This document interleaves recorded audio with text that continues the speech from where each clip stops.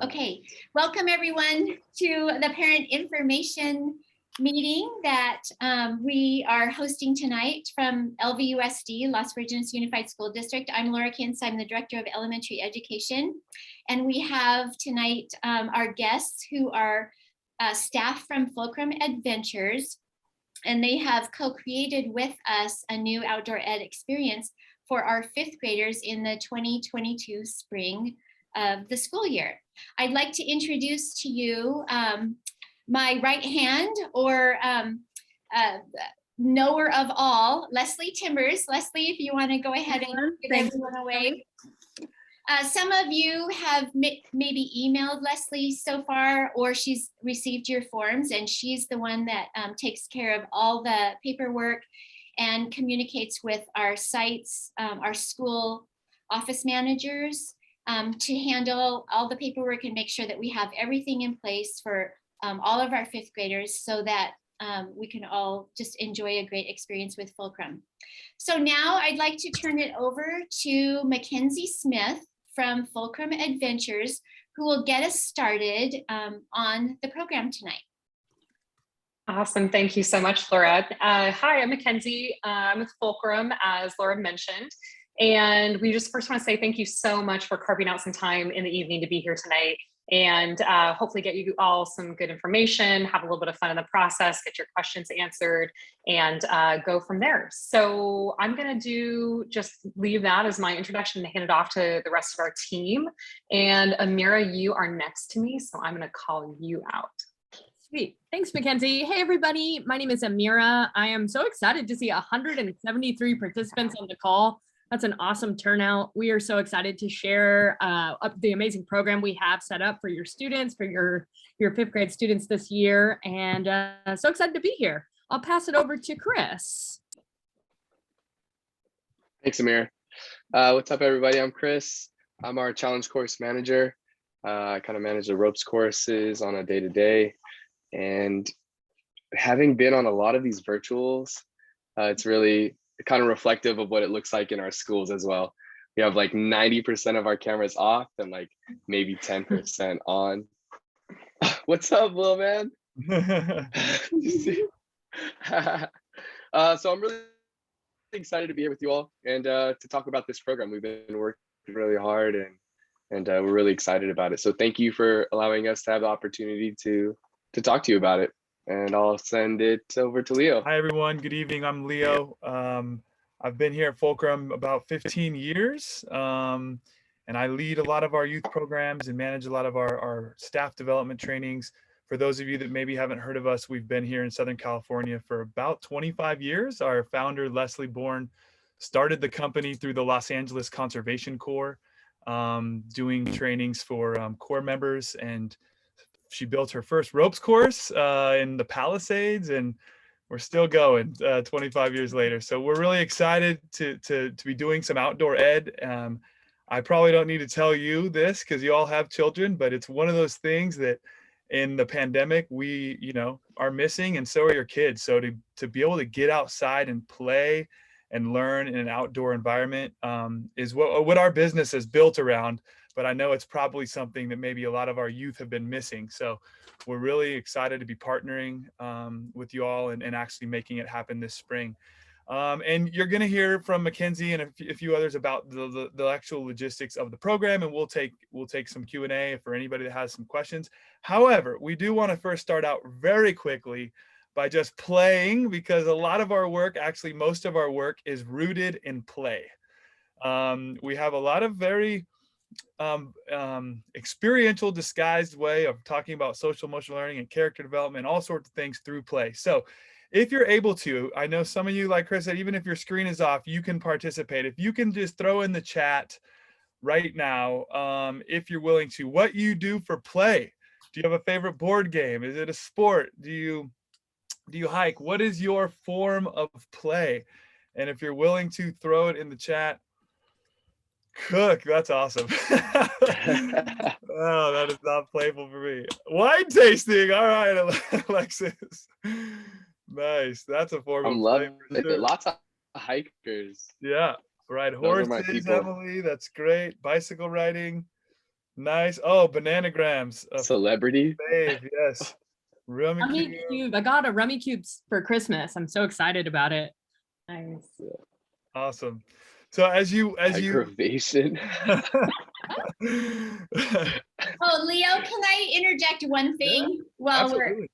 before we go on? Yeah. I just wanted to make sure that all of our participants in the Zoom call know that this meeting is being recorded and we plan to upload it to our Outdoor Ed 2022 website. So I just wanted to make sure that everyone knows that.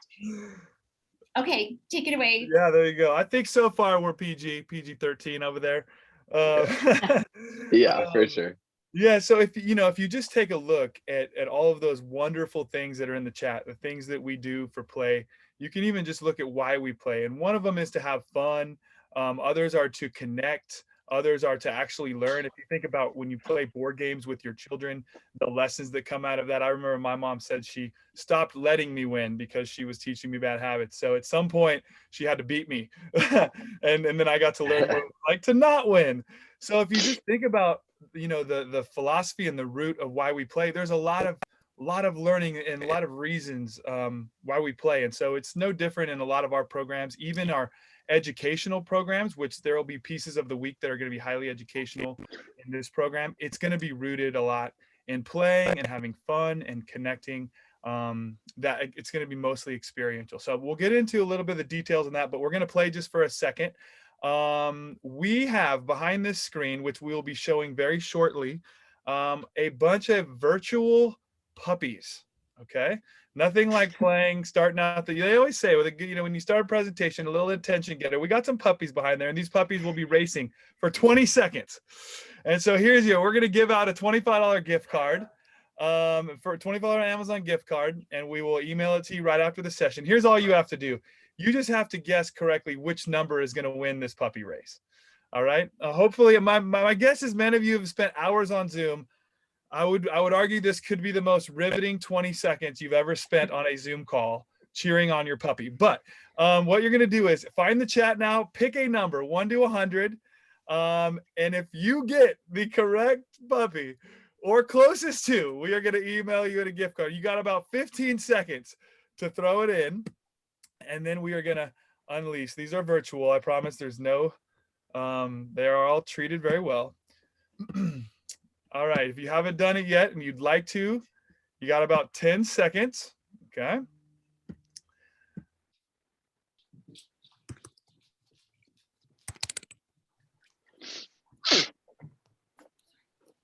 You got 1 in 100 odds for a chance for those of you that Just one number.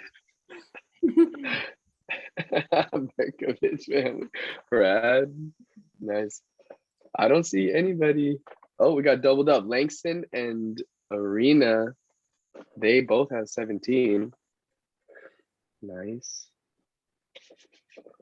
Let's see where we go.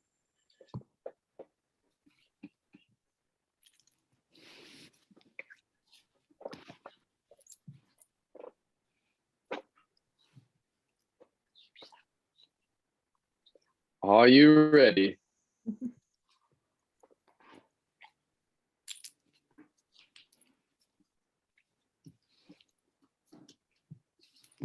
The puppies go.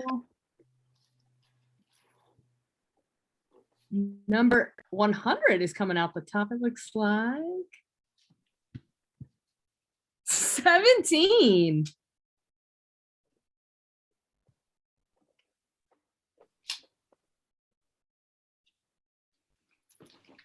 Let's go. Let's go.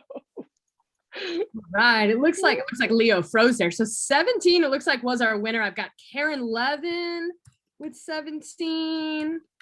Let's see. Did anyone else have 17? If we have multiple winners, that's okay. Let's see. Karen. Ashutosh Joshi. Yeah, it was Langston and Arena. Maya. Or Arena. Yeah, Arena.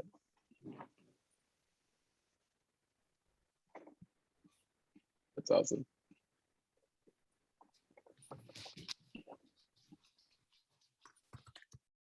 Ruh-roh. Winston.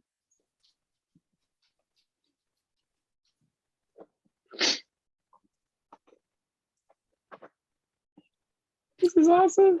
All right, so we've got, what is it? 1, 2, I'm seeing at least 3 winners. Maya, 4. I'm awesome. counting them up right now. I've got Yeah. Karen, Ashutosh, Maya, Arena, and Langston.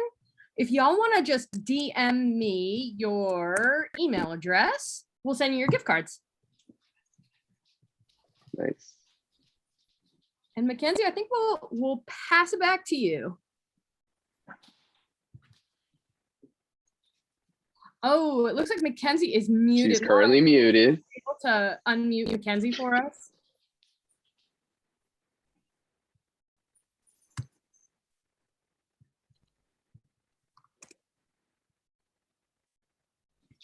There it is. All right. Well done. Congratulations. I was cheering, but I was muted.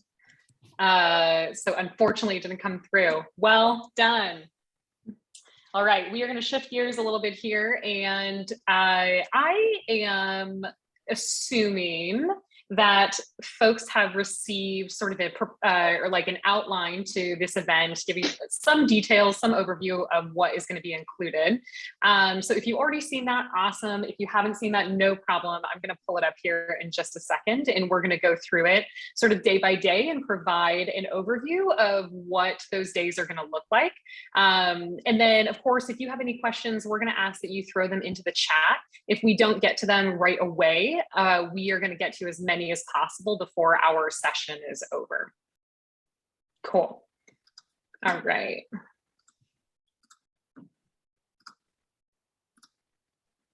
Okay, can everyone see my screen?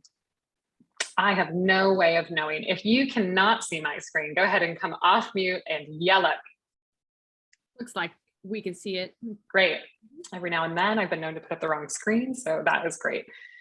All right, so Leo was talking about playing and about playing with purpose. And this is really rooted in the foundation of, like he said, like so much of we do.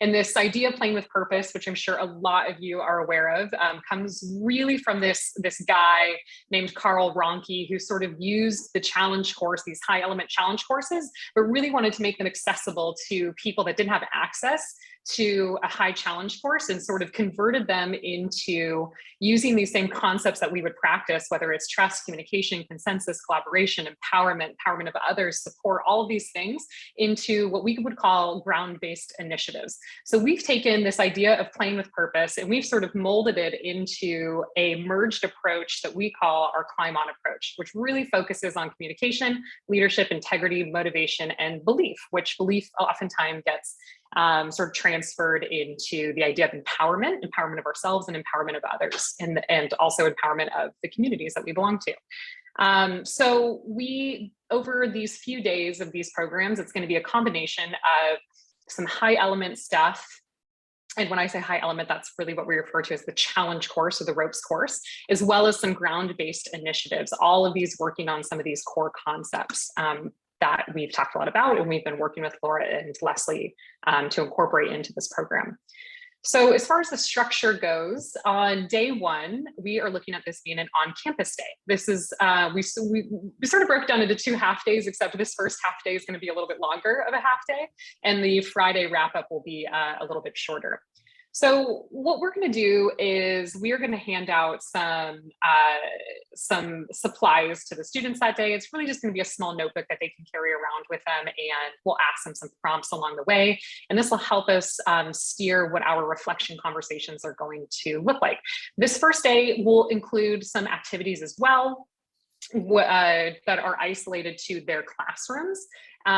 Or an outdoor space, but also just working with their classmates. We will also use this as an opportunity to do a quick overview of the retreat, just give some reminders about what to expect, and start setting a tone, as well as some of the language that we're going to be using over the next few days. With these notebooks that we're going to hand out, we're going to launch it that day by giving them a couple prompts so we can start to do sort of this self-assessment piece of how folks are feeling leading into this retreat, I'm going to call it. And then we'll circle back on the final day and we'll do sort of a compare and contrast about how they started on how they were feeling at the beginning and also how they were feeling at the end. And this gives us a little data point to kind of track some of the growth that they experienced over these few days. So day 2 is going to be sort of our big skills day, as we call it. This is our big extended day. And this includes a challenge course experience, a Chariot Build experience, and a Chumash experience, as well as a sort of early bonfire and dinner. So we've broken this down into 3 different blocks, and the students will be broken up into groups, and all the groups will rotate through each block. So they'll all have the same experience, and then we'll come back together for the dinner and the bonfire with one big closing as well. And I don't have the chat up, so if any of our Fulcrum team sees any questions about anything that you feel like we should pause and answer, just feel free to let me know. So challenge course, I'll just give a quick overview of these. Nowadays, a lot of folks have experience with what a high ropes course is, but a high ropes course, we sort of define it as these challenge course elements that require additional safety material. So these are the elements when you see folks getting in harnesses and on belay lines and all these added safety features that mitigate all of the risks associated with participating on a challenge course. Our low ropes experience are all of the elements that do not require sorry if you can hear my dog barking in the background. Male must be here.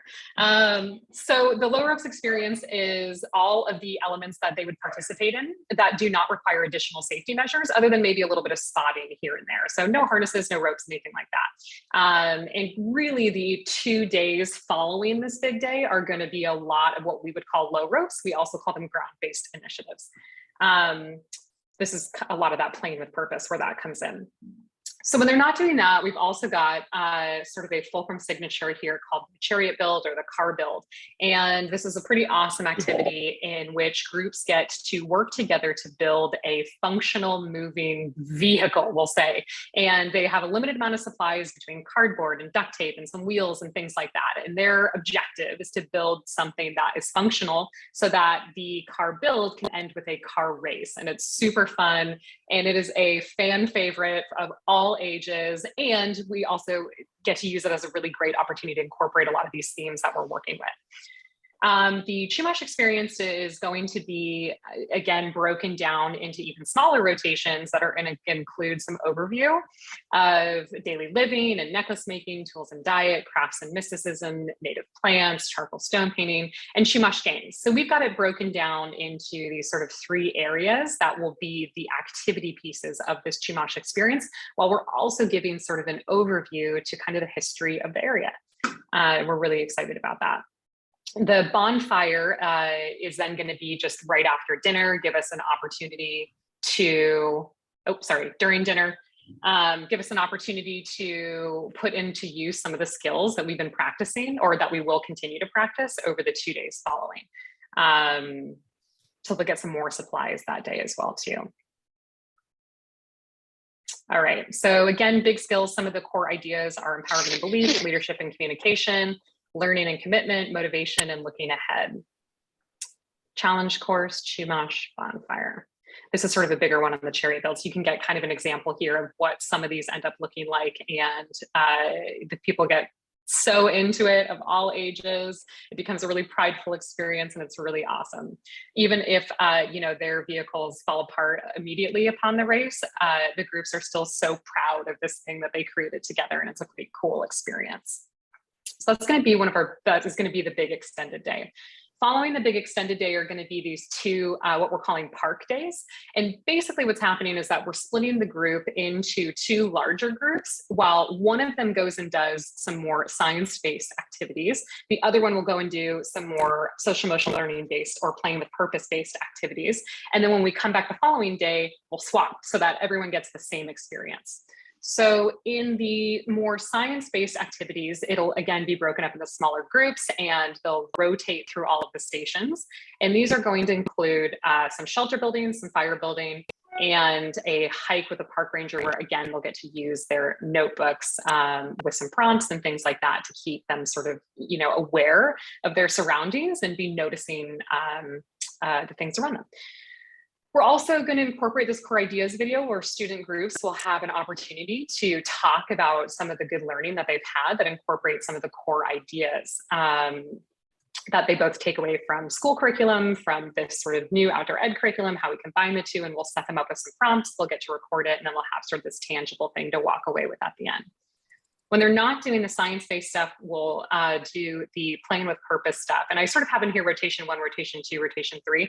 This is kind of because in our world, what we do is we come prepared with tons and tons of activities. So we've got this idea of, here's what we think is going to be a really good fit with some of our activities. But we always come prepared because we're constantly doing an assessment of individuals, of the groups. And if something's not quite fitting, then we have an opportunity to kind of shift. So we tend to leave it as rotation rather than this specific activity in case that changes. We don't want people to get so hooked on it. But the good news is that all of our activities, like Leo was saying, they're facilitated intentionally so that we can still incorporate the same themes regardless of what's happening in the activity. So they'll go through a handful of those. And then we close every day with appreciations and celebrations, and we open every day with intentions. So, and then of course, anything we need to cover for that day when it comes to, safety or things like that. So. And then on the, it'll be the 4th day, but the 3rd day off campus, they're just going to switch. So the same idea that the group that did the playing with purpose stuff will then do the science stuff. The group that did the science stuff will do the playing with purpose stuff. So some of these core ideas are talking about ecosystems, integrity, earth and human activity, and accountability.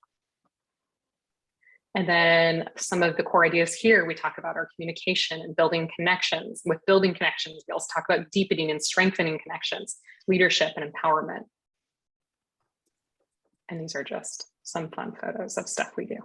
And then on the final day, we will be back in the classroom working this with the students. So we've come full circle. We are finishing off right where we started. We are going to give some of the same prompts in their notebooks. We do have extra notebooks, if that is in the chat box, in case someone loses one on the way. Do we have enough for everyone to have 2? No. So we're going to talk about that when we incorporate some of the concepts like accountability, but we do have extra. So if we need some on this final day, it won't be a problem. So we're going to do sort of this final wrap up. The idea is to watch the core ideas video so they can look back on some of the things that we talked about, some of the themes that were standing out to them. We'll do a final in-class debrief. We want to do a certificate reception so that we can acknowledge all of the big things that they did over the week and have this kind of hard, tangible thing to say, look at all these really cool things I did. I'm really proud of myself and also my classmates.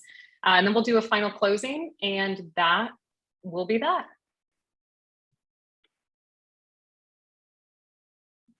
All right, perfect timing. We've got about a half an hour here to get through. Any and all questions folks have? Again, I did not look at the chat box, so if there is a good place to start, then let me know. Looks like one of the main questions that was coming up that we addressed in the chat is that on Monday, Wednesday, Thursday, and Friday will be within the normal school day. So bus, students ride the school bus, or it'll be the normal drop off and pickup times. On Tuesday, which is our extended day, they'll be getting back to campus late. So that'll be a later pickup. So probably, I think it's 6:30. Is that right, Leslie and Laura? From the campuses there.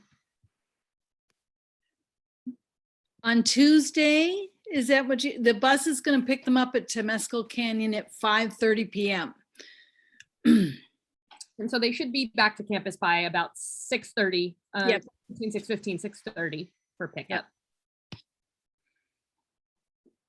I also see a few questions in here about location for some of the parks. So the big, this would be great for me to include, the challenge course day, that extended day out at Temescal, which we had just mentioned. And then the other 2 park days, we've got De Anza Park, the Juan Bautista De Anza, and then we've also got Malibu Creek State Park. Those are 2 parks highlighted for that.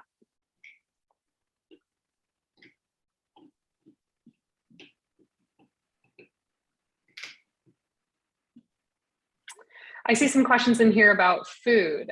Leslie or Laura, I don't know if you want to touch on that. Yes, I can answer that one. We are providing food through our food services here in Las Virgenes, and so lunches will be packed. We're also providing snacks, so we're buying snacks so that kids can have snacks as well as lunch. And then on the Temescal Canyon Day, the long day, maybe Fulcrum can talk about the special dinner and what's provided on that day. Sure. Yeah. We, so yes, on the Tuesday, while we're out there, we will have sort of our barbecue cookout dinner by the bonfire. And that is going to look like probably many different ways. Our sort of final menu is going to come down to what food allergies, restrictions, and all of that happens. So when we kind of gather all that information, we're going to incorporate that into our cookout. Typically our cookouts include, you know, hot dogs, s'mores, kind of things like that. And then of course, alternative versions for, you know, folks that don't like that. So once we get a little bit more of a comprehensive list about what those food needs are, then we'll be able to fine tune that. But think of barbecue, fire pit, cookout. That's the way I would describe it. And then of course, we always, you know, we have extra snacks and stuff like that too. So.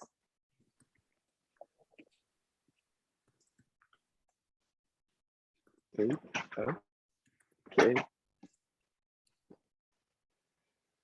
And we also want to encourage people too that if you want or need to pack extra snacks, feel free to do so. We'll have obviously plenty there, but if you know that there's obviously, you know, something specific that would help your kiddo out throughout the day, feel free.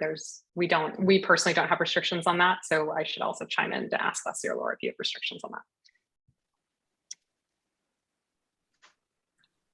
No, we do not. I think there was a question in the chat box also about bringing their own snacks and food, and we would allow it, you know, just like on a regular school day, but you know, we ask that they be as conveniently packed as possible since they will be outside and they will be riding a bus with the child. So, you know, please think about that when packing their snacks or lunch. Same rules as school, peanut free, that kind of thing, Laura? Right. Thank you. Yeah, I see some questions about kind of preparedness. Yeah, we'll send out additional information that's sort of like, here's your packing list. That way you don't have to, you know, sift through these big long emails or proposals and things like that. But yes, to address that initially, we definitely recommend thinking of it as, you know, kind of your standard field trip backpack. Bring some water. You know, we will always have extra of that as well too. So if they go through all their water bottle, we will be able to refill it. So we don't have to worry about that. But yes, we do recommend backpack, water, any additional snacks, and then of course their notebook that they'll get on that day. And we'll remind them as well. You know, you're going to want to have this with you all week. We'll make sure that they know that on Monday before we leave. And I know that there's a lot of time between 1 o'clock when we finish with them and the next morning. But yes, if you'll get a reminder for that as well too.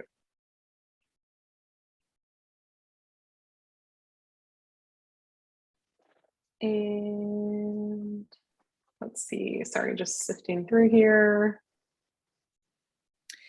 They will be hiking on the De Anza Malibu Creek days. Yes.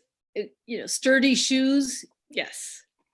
Yeah, we typically always recommend closed-toed shoes. That's how we go through, and this will all be again in that quick packing list as well. But yes, we recommend closed-toed shoes. You know, depending on the weather, if it's going to be really hot, and it depends on kind of which week schools are going. But you know, for challenge course stuff, it kind of depends on weather. If we were going to recommend anything, we'd say wear pants, but it's not that big of a deal. And we'd rather have people be more temperature controlled than anything else. So if it's a hot day, feel free to wear shorts as long as those, you know, sturdier shoes.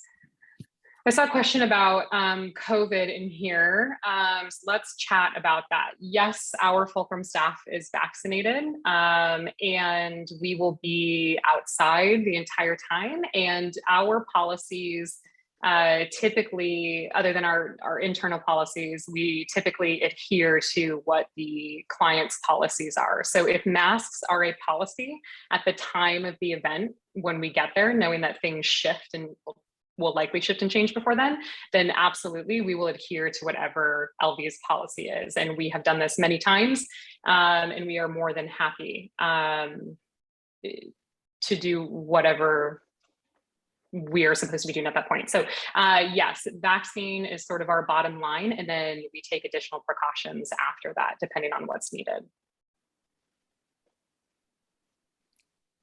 Laura, do you want to answer about the tests for COVID or? Yes, thanks, Leslie. I was just looking for the COVID policy, but it's not in the hard copy packet. I think we might need to send out an email about that with the specific language. Okay. And as Mackenzie stated, our LA County Department of Public Health guidelines, and requirements do change. Right now, on our campuses, students are required to wear masks inside, indoors, and then outdoors if it's in a crowded area where 6 feet of distance cannot be accomplished between students. But we don't know how those will change. And especially because Round Meadow is our first week, starting on February 28th, and then we go all the way through May. So, that's a very large time span. So it could even change as schools get started. Yeah, and I would say anticipate that happening.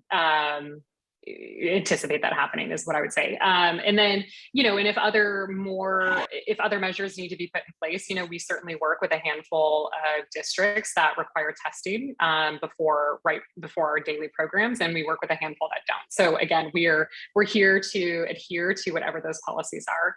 And obviously more than happy to do that. Above everything else, our priority is safety of the students and the staff and everyone else involved, whether that's COVID, whether that's activity-based, everything included. So I see a question about takes medication 2 times a day. This is a great question. Our standard policy is that if any participant regardless of age, requires medication, then our policy is that they keep it on their person versus one of us as a staff or something like that carrying it for them. So as far as carrying it, it does need to be on them. If they need assistance with taking that medication or being reminded, then that would sort of sector into a private conversation about how the best way to go about that is.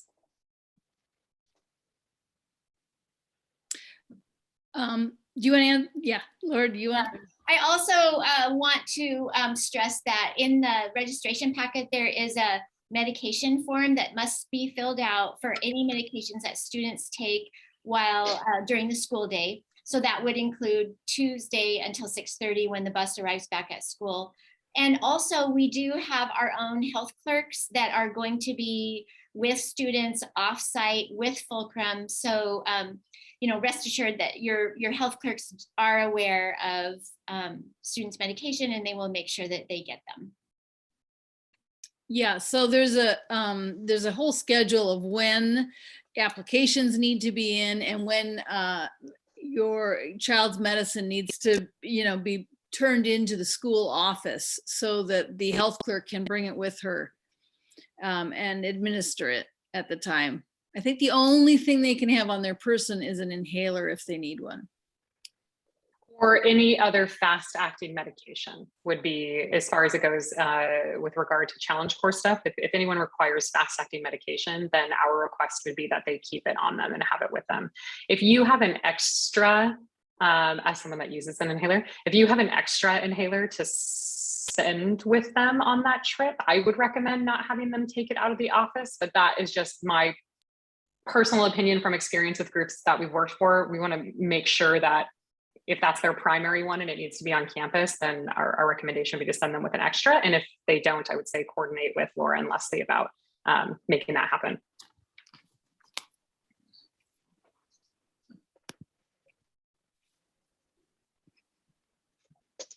And just scanning through. What happens if it's raining? That's a great question. So Great question. There is no hard and fast answer to this question. If it looks like ahead of time, obviously, we monitor the weather going into programs. And if we are like sure that this is going to be a downpour of a week, then we will approach that conversation as it comes to us. If it's a little bit of rainfall here and there, a little bit of misting, a little bit of sprinkling, our policy is typically to go for it, unless we are an hour into this program and all of a sudden it's like, okay, no one is having fun, everyone is miserable, the rain is more than we thought it would be, it feels colder than it said it was going to be. We're not going to compromise the experience of the participants just because we're like this, we had this scheduled and we want to do it. Of course we want to do everything in our power to go through with the program when it's scheduled to happen, and if we need to look at alternative dates or something like that, we will of course do that. We don't want participants to have a compromised experience due to something like that, and B, we don't really want them to have sort of a chopped up experience either. So that's our goal. We'll work with the team to figure out an alternative if necessary.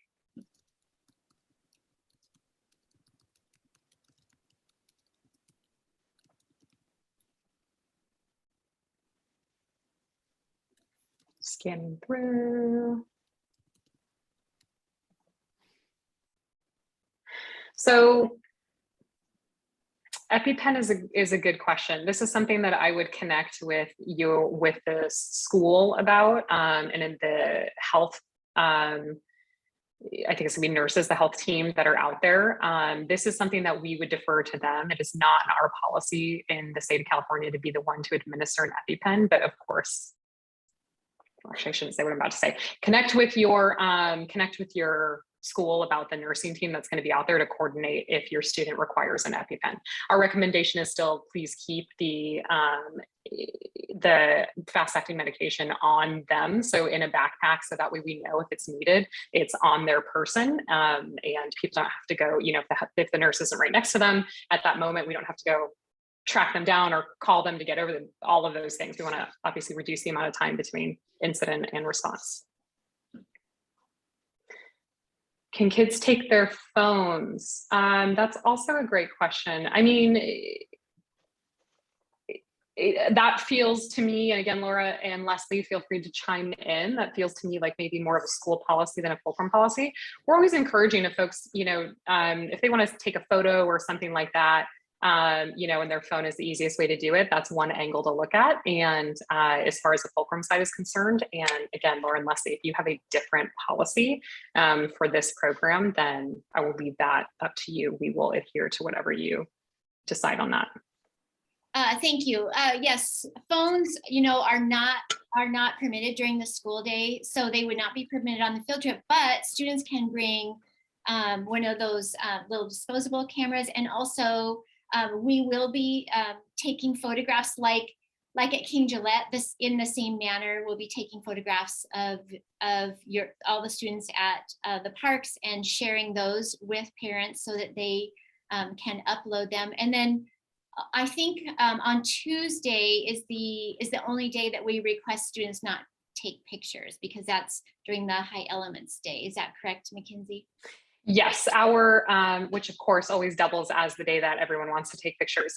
We as a policy control the content when there's photos happening, when people are in additional safety gear. There are incidents when folks are done climbing for the day and their harnesses, they've gone to the bathroom or something like that, and it's disheveled, and then this photo gets posted, and then there's an uproar about, questioning our policies. So we control the content, which means mostly that we'll just take pictures, and we will just make sure that there's nothing aloof about them with regard to that.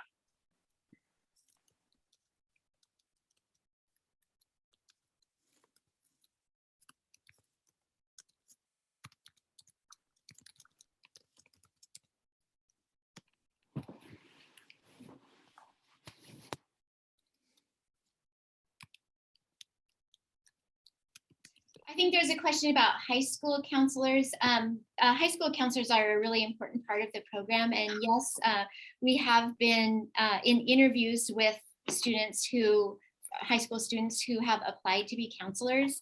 And we are, going through the process right now, and teachers, our 5th grade teachers, were very involved in selection of the high school students who will be assigned to each school's 5th grade groups. And yes, all teachers are going. We're planning for all teachers to be there anyway.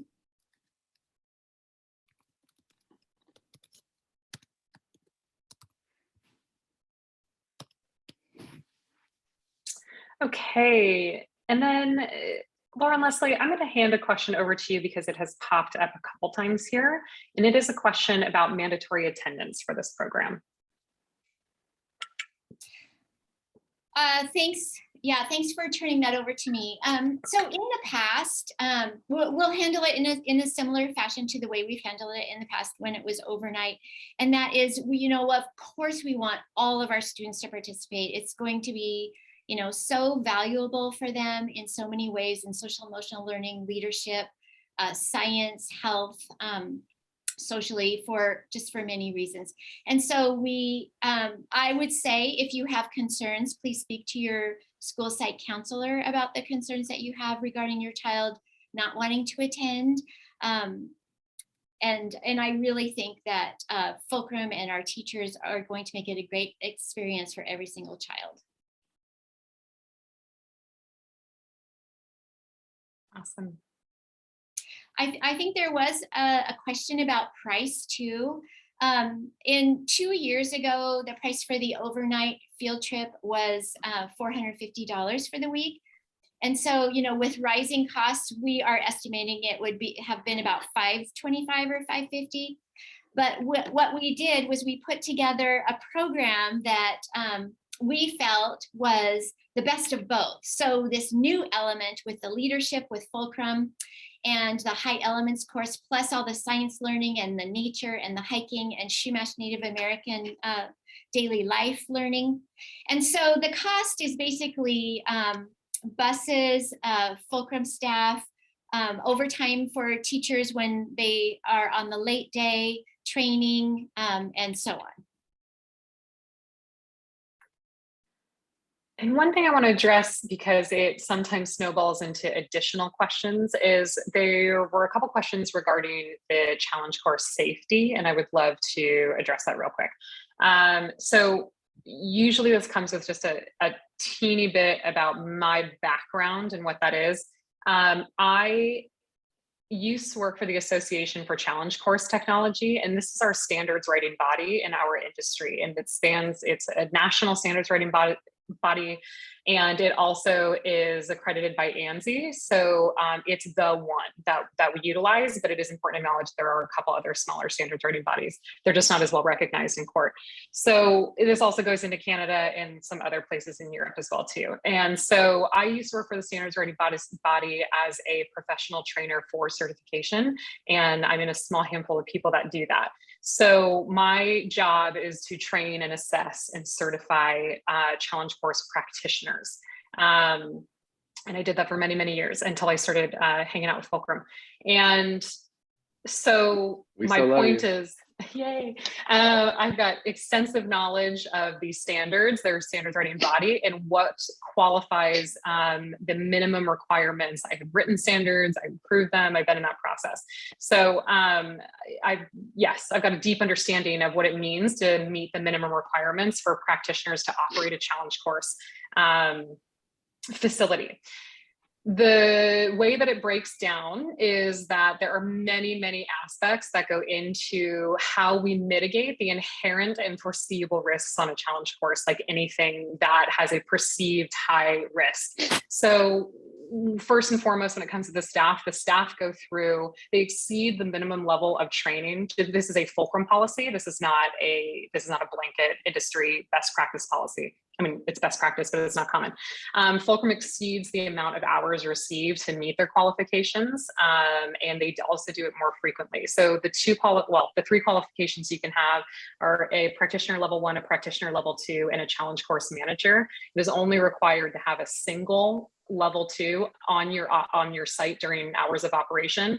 Fulcrum's primary staff, everyone sitting in this room, plus a couple more, are all level 2s. So we've got all the requirements are not only met, but they are exceeded. We also go through in-depth inspections on our course.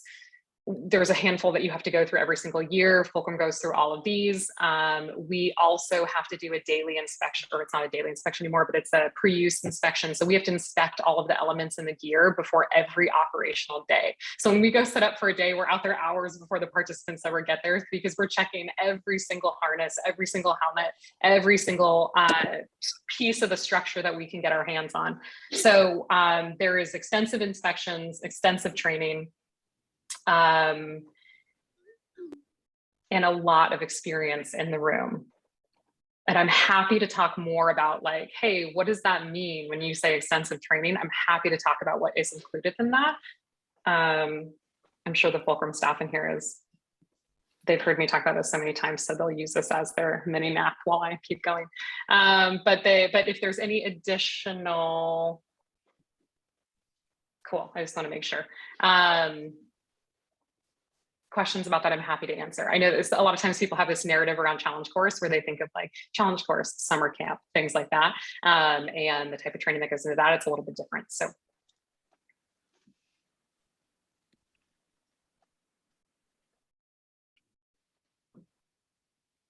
Cool. I'd like to answer a couple of questions. Thanks. So there seems to be a lot of questions about the buses, and I think it's confusing because there really is only one late day, and that's the Temescal Canyon Day on Tuesday, where we expect the bus to be back at the schools at 6:30. However, on Tuesday and Wednesday, those are the other, on Wednesday and Thursday, those are the other park days, the De Anza Park and the Malibu Creek State Park. And the buses plan to pick up students in a 15-minute window between 2:15 and 2:30, and then return back to school. So yes, Wednesday is a late day. So we ask that parents plan to pick up on Wednesday, and depending on what your dismissal time is at school, it might be a little bit later than kids normally are dismissed. So pickup at the parks is on Wednesday and Thursday between 2:15 and 2:30, and then they bus the students back to school. Tuesday, they pick up at 5:30 at Temescal Canyon and are back at schools by 6:30 p.m. So we ask that parents pick up obviously on Tuesday also.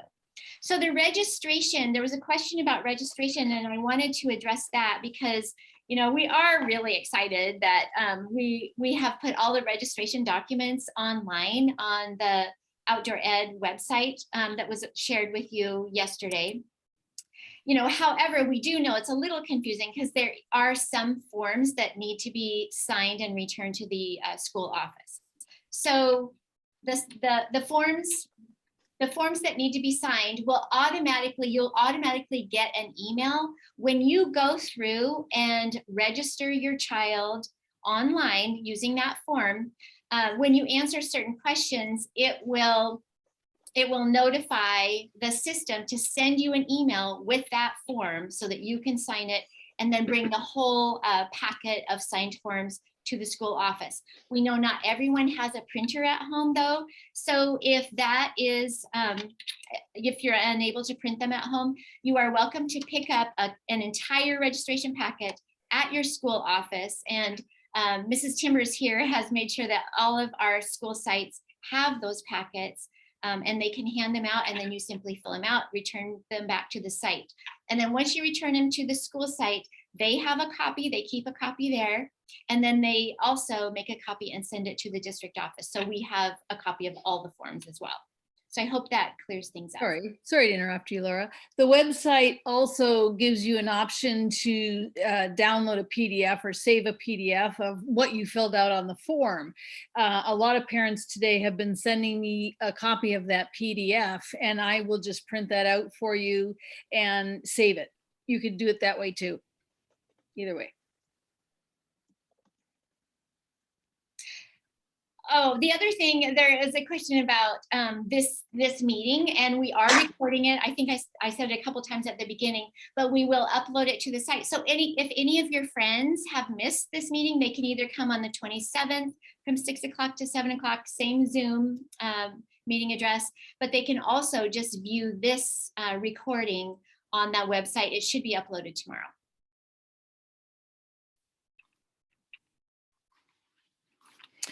Yes, we will be making a fax sheet to send home to parents before you go. It looks like we'll need to do COVID policy on there and bus schedules. So we will be sending out, something before your school actually goes, more information.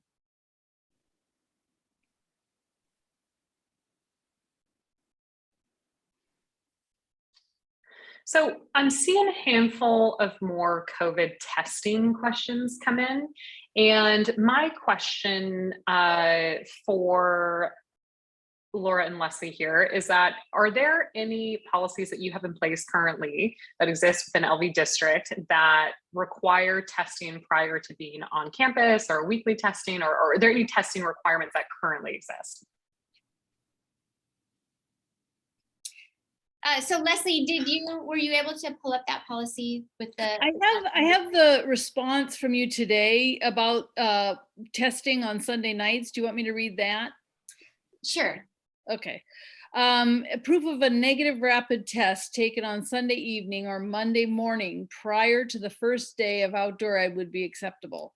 However, if your student becomes symptomatic with symptoms consistent with COVID-19, please keep them at home. So.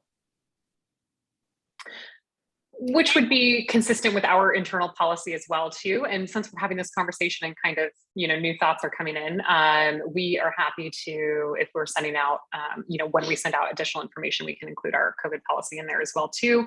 But it seems consistent with yours as well with regard to experiencing symptoms and not showing up for the program. And it is outlined also on the registration form when parents go online. Sweet.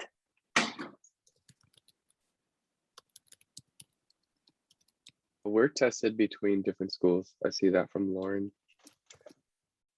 We are tested, and especially because we're doing Monday through Friday, we'll probably be tested multiple times throughout the week with at least at a minimum rapid antigen somewhere in the middle, just so that we can maintain that transparency between all of us, that we as staff know that we're going to be as cautious as possible, especially because this is an important project for us. So we definitely want to maintain that. And the staff that we're going to have out on all of the days are going to try to be as consistent as possible. So, one school is going to get the same staff that will be there week after week. So there's a line through that everyone is tested regularly, adhering to whatever policies that you prefer. And to be honest with you, on day to day, if a student is in our face and saying like, hey, I'm not comfortable without you talking to me with a mask on, then we'll throw a mask on and we'll have a conversation.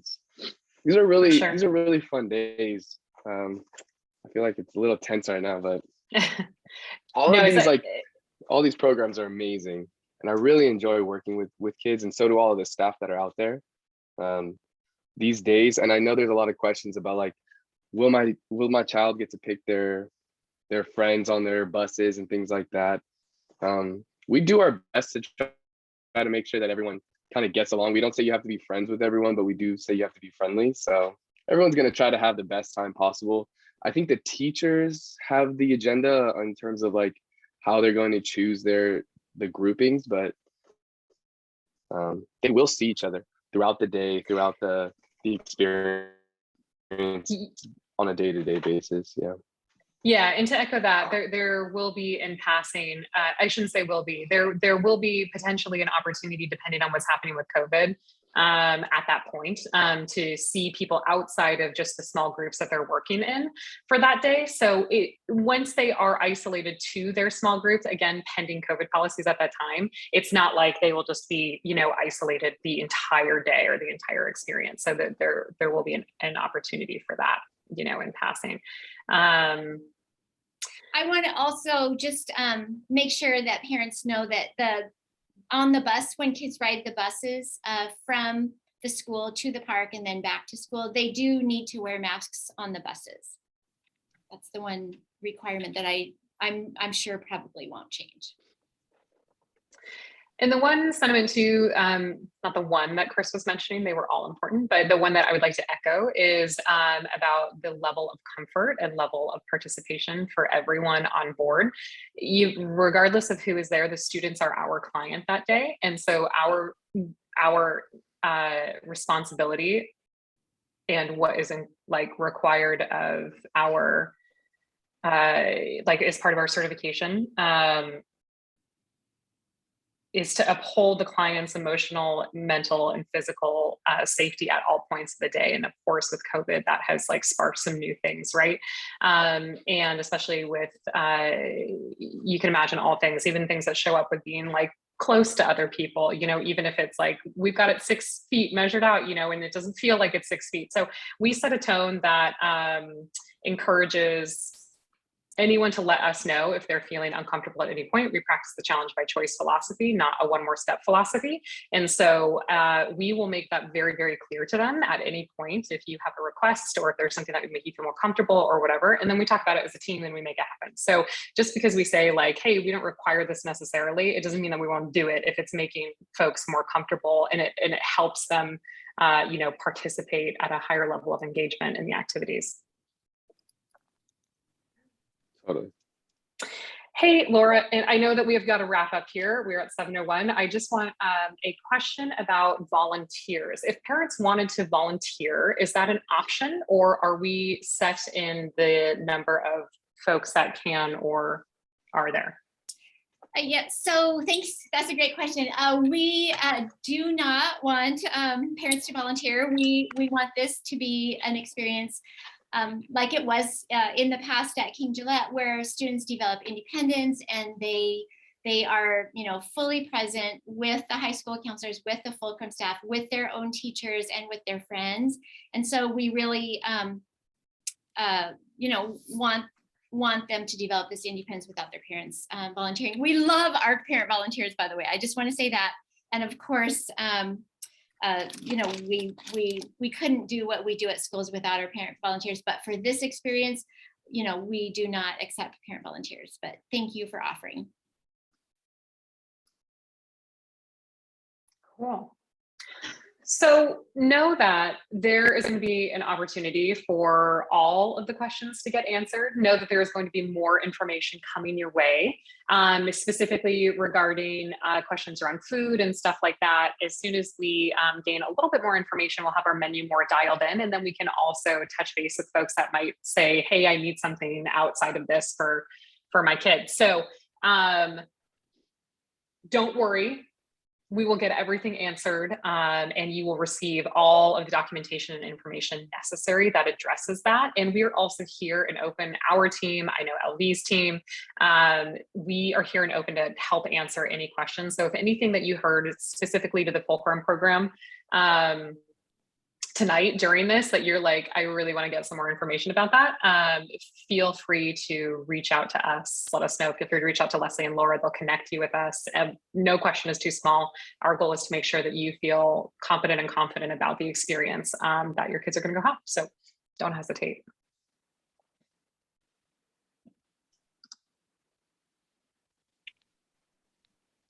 We're excited. We really want to give your kids a fun time.